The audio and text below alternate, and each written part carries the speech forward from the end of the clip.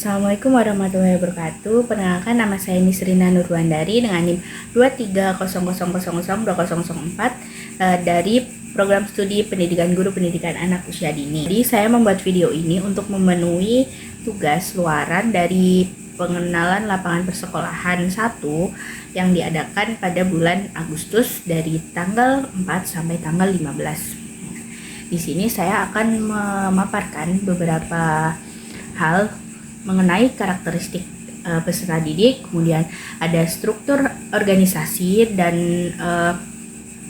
tata tertib sekolah, kemudian ada kultur sekolah, kemudian ada observasi pembelajaran di sekolah. Jadi yang pertama ada karakteristik anak yang ada pada TK Aba Nyai Ahmad Dahlan ini. Jadi saat saya PLP saya mendapat kelas yaitu kelas A, di mana di situ anak-anaknya masih baru karena masih tahun ajaran baru. Nah, di situ sangat beragam karakteristiknya. Dari ada yang cengeng, ada yang suka jahil gitu. Karakteristik dari seluruh anak itu, mereka itu suka saling membantu.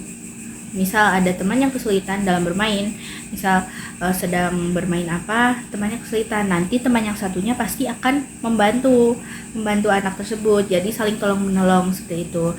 Selain itu, jika ada salah satu anak yang sedih nih, misal menangis gitu, pasti ada temannya pasti selalu menghibur, seperti bilang, udah jangan nangis, ayo kita main aja. Nah begitu, jadi saling menghibur, saling membantu. Jadi di kelas itu ditanamkan untuk selalu bersikap positif, seperti saling membantu, saling menghibur, seperti itu.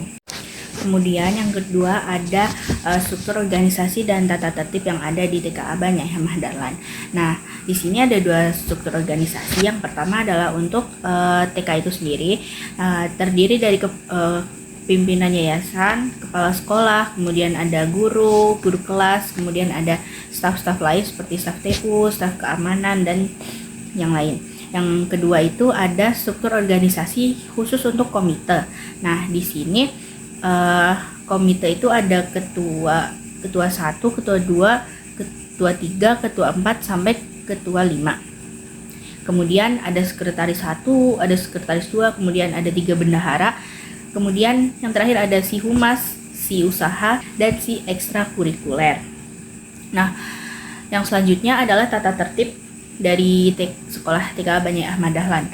Untuk tata tertib, pada pagi hari anak diantar ke sekolah sampai depan gerbang.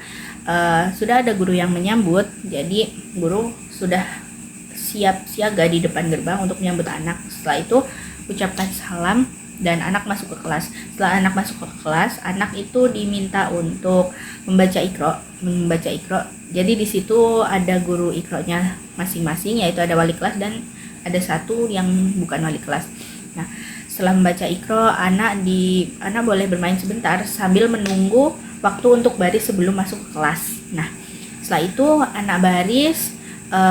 Setelah itu ada kegiatan motorik sebelum masuk kelas.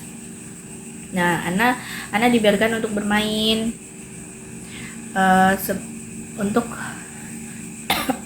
anak dibiarkan untuk bermain. Nah, setelah itu masuk kelas, anak makan snack. Anak diminta untuk masuk kelas untuk makan snack bersama. Setelah makan snack, anak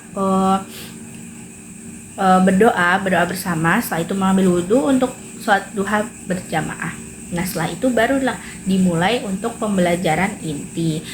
Nah, setelah pembelajaran inti sampai jam 12, anak makan.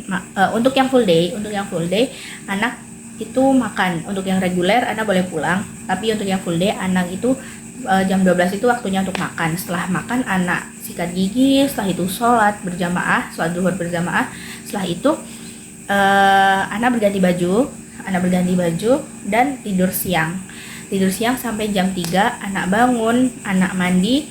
Setelah itu mereka dijemput oleh orang. Sebelum dijemput itu anak diminta untuk sholat asar dulu berjamaah. Nah, setelah itu anak boleh pulang setelah dijemput oleh orang tua.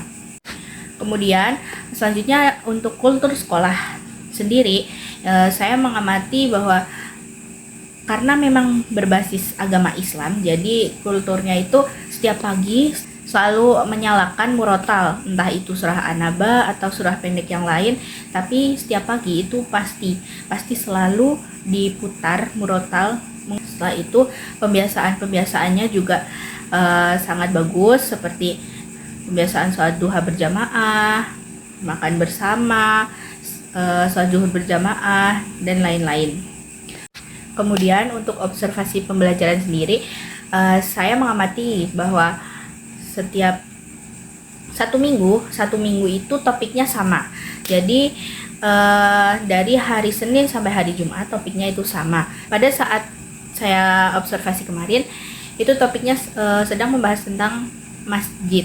Jadi kan tadi rutinitas anak itu sebelum kegiatan pembelajaran kan makan snack dan sholat duha. Nah, setelah itu anak boleh bermain sebentar.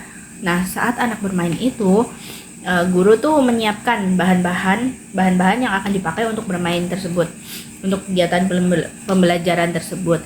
Nah, pada saat itu guru itu menyiapkan berbagai bahan, berbagai permainan seperti balok, manik-manik, ada luspad juga. Nah, setelah itu guru menata. Jadi di kelas tersebut dibagi menjadi 3 kelompok area bermain. Nah, untuk area pertama, anak ini bermain tentang waktu sholat. Jadi anak diminta untuk membentuk angka pada manik-manik yang sudah disediakan di meja tersebut. Kemudian yang kedua, ini anak bermain di area untuk membuat masjid. Jadi di situ disediakan balok untuk membuat masjid sesuai kreativitas anak. Kemudian yang ketiga, anak diminta untuk membuat jalan menuju masjid. Jadi topiknya masih masjid. Nah, kemudian anak membuat jalan menuju masjid sesuai dengan kreativitas mereka. Mereka menggunakan balok yang sudah disediakan untuk membangun jalan tersebut. Nah, tadi merupakan contoh kegiatan pembelajaran yang berada di kelas A Ayub di TK Abanya Ahmad Dahlan. Jadi seperti itu. Kemudian untuk kesan dan pesan saya selama saya melakukan kegiatan PLP 1 di TK Abanya Ahmad Dahlan, yaitu saya sangat merasa senang karena dapat mendapat kesempatan untuk bisa PLP di TK Abanya Ahmad Dahlan. Selama saya di sana, saya dibantu dan dibimbing dengan baik oleh para guru yang berada di sana. Jadi saya merasa terbantu sekali, dan saya merasa sangat senang karena mendapatkan pengalaman baru yang sebelumnya belum pernah saya dapatkan. Dan juga saya merasa sangat senang karena peserta didik yang berada di TK Abanya Ahmad Dahlan tersebut sangat welcome terhadap orang baru. Jadi mereka tidak merasa takut ataupun merasa sedih gitu. Jadi pesan saya adalah terus maju untuk TK Abanya Ahmad Dahlan. Selalu sukses dalam kegiatan hal apapun. Kemudian guru-gurunya dan peserta didik yang berada di sana selalu sehat. Terima kasih, sekian video dari saya. Wassalamualaikum warahmatullahi wabarakatuh.